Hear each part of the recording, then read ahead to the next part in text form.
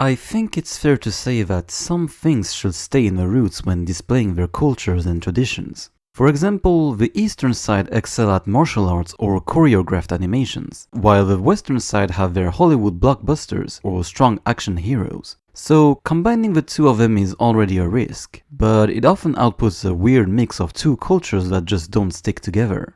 Heavenly Sword by Ninja Theory is a cutscene heavy hack-and-slash action video game that seeps in Western-Eastern B-movie vibes. Nariko wields a cursed sword guarded for centuries by her own clan to end the tyrannic invasion of King Bohan and his subordinates as he wants to destroy every single tribe for his empire's glory.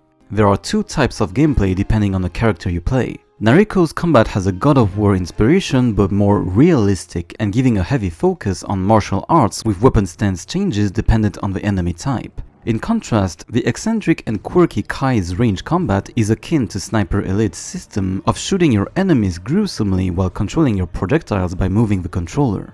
You cannot help but be concerned about the exaggerated performance of the voice actors because many of them are really hateable to hear with their over-the-top screaming.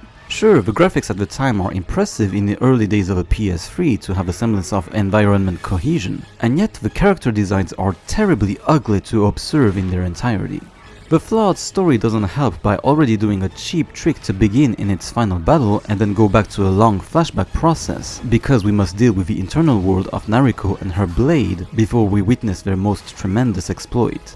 There are very impressive actions and warlike scenes to be amazed at first, but the context to care about the dangers and godly powers of Nariko is tough to relate with bland corny dialogues, QTE actions to move forward the scenes, and a standard vengeance narrative. I don't know how this was supposed to be a bestseller, because this comes out as being fine during the entire playthrough that is mostly saved by its serviceable gameplay. Wait, they've made a movie out of this and it's all ugly CGI? No!